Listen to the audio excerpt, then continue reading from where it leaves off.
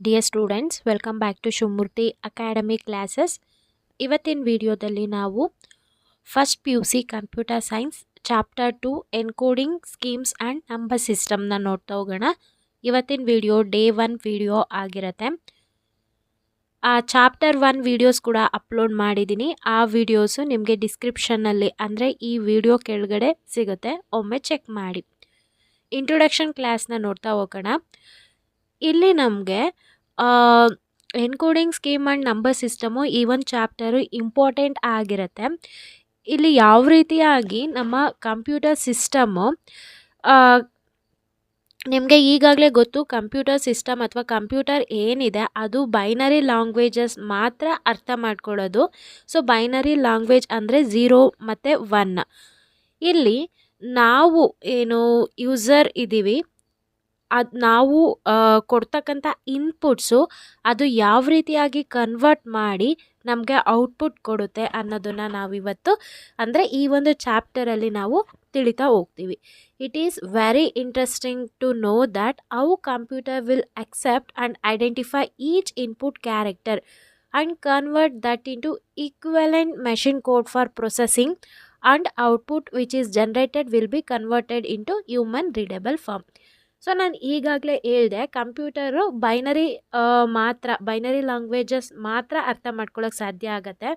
ನಾವು ಇಂಗ್ಲೀಷ್ನಲ್ಲಿ ಏನು ಅಥವಾ ಕ್ಯಾರೆಕ್ಟರ್ ಮುಖಾಂತರ ಅಥವಾ ನಂಬರ್ಸ್ ಮುಖಾಂತರ ಅಥವಾ ಆಲ್ಫಾಬೆಟ್ಸ್ನ ನಾವು ಏನು ಇನ್ಪುಟಾಗಿ ಕೊಡ್ತೀವಿ ಅದು ಒಳಗಡೆ ಅಕ್ಸೆಪ್ಟ್ ಮಾಡ್ಕೊಂಡು ಅದು ಐಡೆಂಟಿಫೈ ಮಾಡಿ ಸೊ ಅದು ಮೆಷಿನ್ ಕೋಡಿಗೆ ಕನ್ವರ್ಟ್ ಮಾಡಿ ನಮಗೆ ಔಟ್ಪುಟ್ನ ಅದು ನಾವು ಓದೋ ಅಂಥ ಹ್ಯೂಮನ್ ರೀಡಬಲ್ ಫಾರ್ಮೇಟಲ್ಲಿ ನಮಗೆ ಔಟ್ಪುಟ್ಟು ಸಿಗುತ್ತೆ. IOP ಪಾಯಿಂಟ್ ಅರ್ಥ ಆಯಿತು ಅಂತ ಅನ್ಕೋತೀನಿ. ಹಾಗಿದ್ರೆ ಯಾವ ರೀತಿಯಾಗಿ ಅದು ಐಡೆಂಟಿಫೈ ಮಾಡಿ ಎನ್ಕೋಡ್ ಮಾಡಿ ನಮಗೆ ರೀಡಬಲ್ ಫಾರ್ಮ್ಗೆ ಔಟ್ಪುಟ್ ಕೊಡುತ್ತೆ ಅನ್ನೋದನ್ನ ನಾವೀಗ ನೋಡ್ತಾ ಹೋಗೋಣ. ಹಾಗಿದ್ರೆ ಎನ್ಕೋಡಿಂಗ್ ಅಂತ ಅಂದರೆ ಏನು? ಜನರಲ್ ಆಗಿ the process of converting data from one form to another form for the efficient transmission of the storage, ಇದನ್ನು ನಾವು ಎನ್ಕೋಡಿಂಗ್ ಅಂತ ಕರಿತೀವಿ. ಇಲ್ಲಿ ಇನ್ನೂ ಕೂಡ ನಿಮಗೆ ನೀಟಾಗಿ ಅರ್ಥ ಆಗಬೇಕು ಅಂತಂದರೆ, ಸೊ ನಾವೊಂದು ಕೀಬೋರ್ಡಲ್ಲಿ ಯಾವುದಾದ್ರೂ ಒಂದು ಪರ್ಟಿಕ್ಯುಲರ್ ಯಾವುದಾದ್ರೂ ಒಂದು ಕೀನ ನಾವು ಕೀಬೋರ್ಡ್ ಮುಖಾಂತರ ಎಂಟರ್ ಮಾಡ್ತೀವಿ. ಫಾರ್ ಎಕ್ಸಾಂಪಲ್ ಇವಾಗ ನೀವು ಕೀಬೋರ್ಡ್ನಲ್ಲಿ ಎ ಅಂತ ಪ್ರೆಸ್ ಮಾಡಿದ್ರಿ. ಸೊ ಅದೇನಾಗುತ್ತೆ, ಇನಿಷಿಯಲ್ ವ್ಯಾಲ್ಯೂ ಕಂಪ್ಯೂಟರ್ಗೆ ಏನು ಅರ್ಥ ಮಾಡ್ಕೊಳ್ಳುತ್ತೆ, ಎ ಅಂದರೆ 65 ಅಂತ ಅದು ಅರ್ಥ ಮಾಡ್ಕೊಳ್ಳುತ್ತೆ.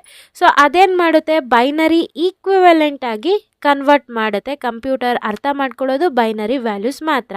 ಹಾಗಿದ್ರೆ the binary equivalent of decimal 65 ಹಾಗೆ 65ಗೆ ಏನು ಬೈನರಿ ಡೆಸಿಮಲ್ ಇದೆ ಅದು 0 1 0 0 0 0 1 ಇದು ಡೆಸಿಮಲ್ ಆಯಿತು. ಸೊ ನಾವೇನು ಮಾಡಿದ್ವಿ, ಕೀಬೋರ್ಡಲ್ಲಿ ಎ ಅಂತ ಪ್ರೆಸ್ ಮಾಡಿದ್ವಿ. ಅದೇನು ಮಾಡ್ತು ಕಂಪ್ಯೂಟರ್ ಸಿಸ್ಟಮ್ಮು, ಇದು ಎ ಈಸ್ ಈಕ್ವಿವೆಲೆಂಟು ಬೈನರಿ ಕೋಡಲ್ಲಿ ಯಾವುದು 65ಗೆ ಬೈನರಿ ಈಕ್ವಲೆಂಟ್ ಇವಾಗ ನಾನು ಹೇಳಿದ್ನಲ್ಲ ಅದಾಗಿರುತ್ತೆ. ಸೊ ಈ ರೀತಿಯಾಗಿ ನಮಗೆ ಔಟ್ಪುಟ್ಟು ಕೊಡುತ್ತೆ. ಓಕೆನಾ? ಇವಾಗ ಜನರಲ್ ಆಗಿ ನಾವು ಎನ್ಕೋಡಿಂಗ್ ಅಂದರೆ ಏನಂತ ತಿಳ್ಕೊಳ್ಳೋಣ. ಎನ್ಕೋಡಿಂಗ್ ಅಂದರೆ ಏನು? ಅದು process of converting a message or information into coded form. Message ಅಥವಾ ಇನ್ಫಾರ್ಮೇಷನ್ ನಮಗೆ ಕೋಡೆಡ್ ಫಾರ್ಮಲ್ಲಿ ಕನ್ವರ್ಟಿಂಗ್ ಆಗುತ್ತೆ. ಕಂಪ್ಯೂಟರಲ್ಲಿ ಕಂಪ್ಯೂಟರ್ ಸೈನ್ಸಲ್ಲಿ ನಾವು encoding is the process of converting data from one form to another for the efficient transmission of the storage. ಓಕೆನಾ? For data transmission depending on the distance between the devices and transmission media the data must be converted in the form that can B quickly and correctly transmitted. ಅದು distance length ಏನಿದೆ ಅದ್ರ ಮೇಲೆ depend ಆಗಿರುತ್ತೆ. The information ಇಲ್ಲಿ information ನಮಗೆ electrical signal ಮುಖಾಂತರ transmit ಆಗುತ್ತೆ. ಯಾವುದ್ರ ಮುಖಾಂತರ? Electrical signals. ಇದು MCQಸಲ್ಲಿ ಕೇಳ್ಬೋದು.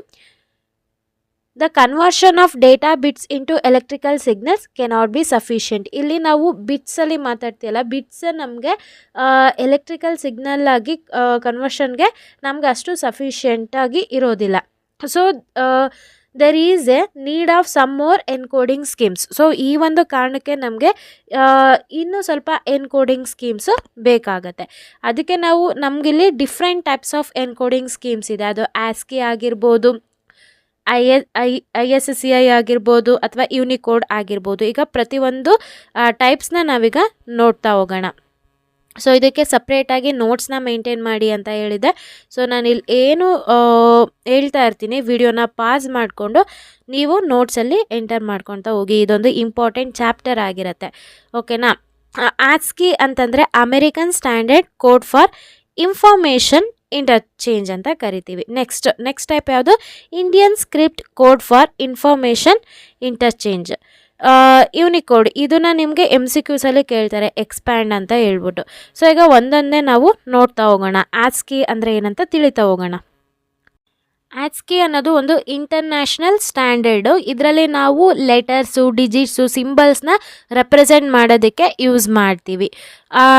ನಮಗೆ ನಾವು ಇದನ್ನು ಕಾಮನ್ಲಿ ಆಗಿ ಯಾವುದ್ರಲ್ಲಿ ಯೂಸ್ ಮಾಡಿದ್ರೆ ಕೋಡಿಂಗ್ ಸ್ಕೀಮಲ್ಲಿ ನಾವು ಆಸ್ಕಿನ ಕಾಮನ್ ಆಗಿ ಯೂಸ್ ಮಾಡ್ತೀವಿ. ಸೊ ಇನಿಷಿಯಲಿ ನಮಗೆ 7 ಬಿಟ್ದು ಆಸ್ಕಿ ಕೋಡ್ ಇತ್ತು. ಇವಾಗ ಎಕ್ಸ್ಟೆಂಡೆಡ್ ಆಗಿ 256 ತನಕ ಇದೆ. ಮುಂಚೆ ನಮಗೆ ಕೇವಲ 128 ತನಕ ಇತ್ತು. ಇಲ್ಲಿ ನಾನೊಂದು ಟೇಬಲ್ನ ಕೊಡ್ತೀನಿ. ಈ ಟೇಬಲ್ಲು ನಿಮಗೆ ಇಂಪಾರ್ಟೆಂಟ್ ಆಗಿರುತ್ತೆ. ಸೊ ಇಲ್ಲಿ ಕ್ಯಾರೆಕ್ಟರ್ಸ್ದು, ನಂಬರ್ಸು ಪ್ರತಿಯೊಂದು ಇದೆ. ಇದನ್ನು ನೀವು ಸ್ವಲ್ಪ ಆದಷ್ಟು ನೆನಪಲ್ಲಿ ಇಟ್ಕೊಳ್ಳೋದಕ್ಕೆ ಟ್ರೈ ಮಾಡಿ. 32 ಇಂದ ನಿಮಗೇನು 64 ಇದೆ, ಅಲ್ಲಿಂದ ಏನು ಬೇಕಾಗದೆ 47 ತನಕ ಏನು ಬೇಕಾಗಿಲ್ಲ ನಿಮಗೆ. 48 ಇಂದ 57, 65 ಇಂದ 90, 97 ಇಂದ 122 ನಾನು ರೆಡ್ಡಿಂಕಲ್ಲಿ ಏನು ಮಾಡಿದ್ದೀನಿ ಅದು ನಿಮ್ಗೆ ಇಂಪಾರ್ಟೆಂಟ್ ಆಗುತ್ತೆ, ಓಕೆನಾ. ಆಸ್ಕಿನಲ್ಲಿ ನಾವು 7 ಬಿಟ್ ನಿಮಗೆ ಕೇಳ್ಬೋದು ವಾಟ್ ಈಸ್ ಆಸ್ಕಿ ಅಥವಾ what is American standard code information interchange ಅಂತ ನಿಮ್ಗೆ ಕೇಳಿದರೆ, it is generally A 7 bit character code in which it includes 7 bit character code ಆಗಿರುತ್ತೆ. ಇದರಲ್ಲಿ ನಮಗೆ ಕ್ಯಾರೆಕ್ಟರ್ಸು ಮತ್ತು ನಂಬರ್ಸ್ ಕೂಡ ಇರುತ್ತೆ.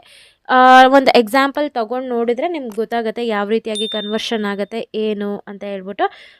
ಥಿಯರಿ ಪಾಯಿಂಟ್ಸ್ ಎಲ್ಲ ಅರ್ಥ ಆಯಿತು ಅಂತ ಅನ್ಕೋತೀನಿ. ಈ ವಿಡಿಯೋ ಏನಾದರೂ ನಿಮಗೆ ಇನ್ಫಾರ್ಮೇಟಿವ್ ಆಗಿತ್ತೆ, ಅರ್ಥ ಆಗ್ತಾಯಿದೆ ಅಂತಂದರೆ ಸಬ್ಸ್ಕ್ರೈಬ್ ಆಗೋದನ್ನ ಮರಿಬೇಡಿ, ಓಕೆನಾ.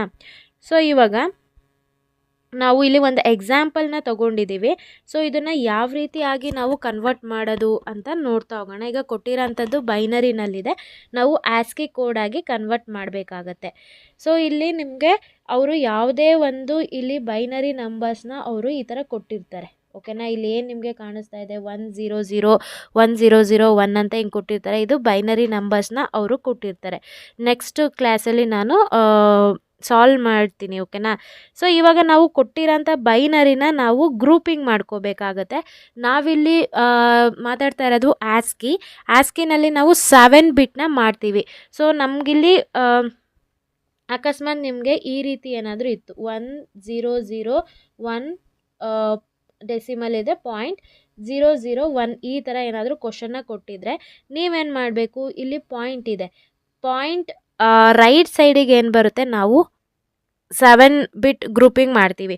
ಪಾಯಿಂಟಿಂದ ಲೆಫ್ಟ್ ಸೈಡಿಗೆ ಏನು ಬಂದಿದೆ ಅದನ್ನು ನಾವು 7 ಆಗಿ ಮಾಡ್ತೀವಿ. ಇವಾಗ ಇಲ್ಲಿ ನೋಡಿ, ಇವಾಗ 7 ಗ್ರೂಪ್ ಮಾಡಬೇಕಲ್ವ, ಅಂದರೆ 7 ಬಿಟ್ ಮಾಡಬೇಕಲ್ವ. ಇಲ್ಲಿ ಎಷ್ಟಿದೆ ಕೌಂಟ್ ಮಾಡಿ, 1 2 3 4 ಇದೆ. ಸೊ 4 ಇದೆ, ನಮಗೆ 5 6 7 ಇನ್ನೂ 3ನ ನಮಗೆ 3 ನಂಬರ್ಸ್ ಏನಿದೆ ಕಡಿಮೆ ಆಗಿದೆ. ಅದಕ್ಕೆ ನಾವೇನು ಮಾಡ್ತೀವಿ 3 zeros ಆ್ಯಡ್ ಮಾಡಿಕೊಂಡು ಇವಾಗ ಇದನ್ನು 7 ಬಿಟ್ಟಾಗಿ ಕನ್ವರ್ಟ್ ಮಾಡ್ಕೋತೀವಿ. ಇಲ್ಲಿ ನೋಡಿ ರೈಟ್ ಪಾಯಿಂಟಿಂದ ಮುಂದ್ಗಡೆ ರೈಟ್ ಇದೆ ಅಲ್ವಾ, ರೈಟ್ ಸೈಡಿಗೆ ನಾವೀಗ ಹಾಗೆ 4 zeros ಆ್ಯಡ್ ಮಾಡ್ಕೋತೀವಿ. ಯಾಕಂದರೆ ನಮಗೆ ಕಡಿಮೆ ಇದೆ, ನಾವು 7 ಬಿಟ್ಟಾಗಿ ಕನ್ವರ್ಟ್ ಮಾಡ್ಕೋಬೇಕು. 2 3 4 ಇವಾಗ ಎಷ್ಟಾಯಿತು ಲೆಕ್ಕ ಹಾಕಿ, 3 3 6 7. ಸೊ ಇದೇನಾಯಿತು, ಇವಾಗ ಇದೊಂದು 7 ಬಿಟ್ ಆಯಿತು, ಇದೊಂದು 7 ಬಿಟ್ ಆಯಿತು. ಅರ್ಥ ಆಯಿತು ಅಂತ ಅನ್ಕೋತೀನಿ ಯಾವ ರೀತಿಯಾಗಿ ಇದು ಪಾಯಿಂಟ್ ಇದ್ದಾಗ ಮಾಡಬೇಕಾಗಿರೋದು. ಈಗ ನಾವು ತೊಗೊಂಡಿರೋಂಥ ಕ್ವಶನ್ನಲ್ಲಿ ನಮಗೆ ಯಾವುದೇ ರೀತಿಯಾದಂಥ ಪಾಯಿಂಟ್ ಇಲ್ಲ, ಮತ್ತು ಎಲ್ಲೂ ಕೂಡ ಇಲ್ಲಿ ನಮಗೂ ಝೀರೋಸ್ನ ಕೂಡ ಆ್ಯಡ್ ಮಾಡಿಲ್ಲ, ಜಸ್ಟ್ ಇದೇ ರೀತಿಯಾಗಿ ನಮ್ಮ ಕ್ವಶನ್ ಬಂದಿರೋದು. ಸೊ ಇದನ್ನು ನಾವು 1 ಬಿಟ್ಟಾಗಿ ಕನ್ವರ್ಟ್ ಮಾಡ್ಕೋತಾ ಇದ್ದೀವಿ. ಇದೊಂದು 7 ಬಿಟ್ ಆಯಿತು, ಇದೊಂದು 7 ಬಿಟ್ ಆಯಿತು.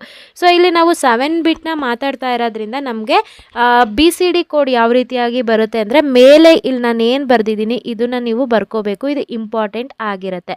ಸೊ ಫಸ್ಟಿಗೆ 1 2 4 8 16 32 64 ಇದು 7 ಬಿಟ್ಟು BCD ಕೋಡ್ ಆಗಿರುತ್ತೆ. ಅದೇ ನಿಮಗೆ 4 ಬಿಟ್ಟು ಕೇಳಿದರೆ ಏನಾಗುತ್ತೆ ನಿಮಗಲ್ಲಿ 4 ಬಿಟ್ ಅಂದರೆ ಜಸ್ಟ್ 8421 ಇದೇನಾಯಿತು 4 ಬಿಟ್ಟು. ಅದೇ ನಮಗೆ 7 ಬಿಟ್ ಬೇಕು ಅಂದರೆ ಇದೇ ಕಂಟಿನ್ಯೂ ಆಗುತ್ತೆ. 8 ಆದಮೇಲೆ 16 32 64 ಅದೇನಾಯಿತು 7 ಬಿಟ್ಟು ಆಯಿತು. ಇವಾಗ ಎಲ್ಲೆಲ್ಲಿ 1 ಇದೆ ಅಲ್ಲಿ ಆ್ಯಡ್ ಮಾಡಬೇಕು. ಇವಾಗ 1 ಹತ್ರ ಏನು ಬಂತು ನಮಗೆ 64 ಬಂತು. ಇಲ್ಲಿ ನೋಡಿ ಕ್ಯಾಲ್ಕುಲೇಷನ್ ಮಾಡಿದ್ದೀನಿ. 1 ಇನ್ನೆಲ್ಲಿದೆ 8 ಹತ್ರ ಇದೆ, 4 ಹತ್ರ ಇದೆ, 1 ಹತ್ರ ಇದೆ. 64 + 8 + 4 + 1 ಏನಾಯಿತು 77 ಆಯಿತು. ಅದೇ ರೀತಿಯಾಗಿ ಈಗ ನೆಕ್ಸ್ಟ್ 7 ಬಿಟ್ಟು ನೋಡ್ಕೊಳ್ತಾ ಬನ್ನಿ. 64 + 1 ಏನಾಯಿತು 65 ಆಯಿತು. ನೆಕ್ಸ್ಟ್ ಈ ಕಡೆ 7 ಬಿಟ್ ನೋಡಿ. 64 + 8 + 1 ಏನಾಯಿತು 73 ಆಯಿತು.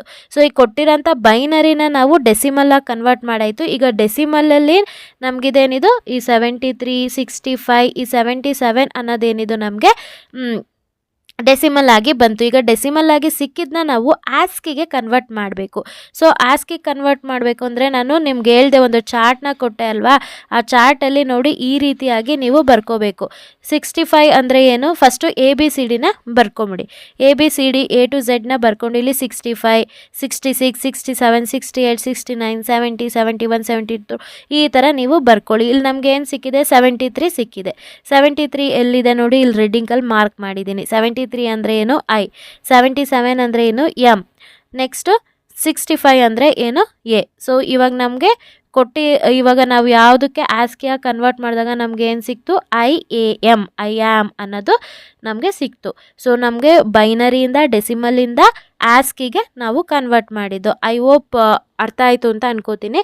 ಸೊ ವಿಡಿಯೋನ ಪಾಸ್ ಮಾಡ್ಕೊಂಡು ನೋಡಿ 2-3 ಸಲ ಪ್ರಾಕ್ಟೀಸ್ ಮಾಡಿ, ಅರ್ಥ ಆಗುತ್ತೆ. ಇನ್ನೂ ನಿಮಗೆ ಅರ್ಥ ಆಗಲಿಲ್ಲ ಅಂತಂದರೆ ಕಮೆಂಟ್ ಸೆಕ್ಷನಲ್ಲಿ ತಿಳಿಸಿ, ಮತ್ತು ನಾನು ನೆಕ್ಸ್ಟ್ ವಿಡಿಯೋದಲ್ಲಿ ಅಪ್ಲೋಡ್ ಮಾಡ್ತೀನಿ.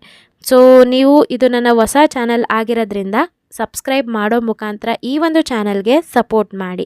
ಯಾರೆಲ್ಲ ನನ್ನ ಚಾನಲ್ಗೆ ಸಬ್ಸ್ಕ್ರೈಬ್ ಆಗಿದೆ ಎಲ್ರಿಗೂ ಕೂಡ ನಾನು ಧನ್ಯವಾದ ಹೇಳೋದಕ್ಕೆ ಇಷ್ಟಪಡ್ತೀನಿ. Thank you.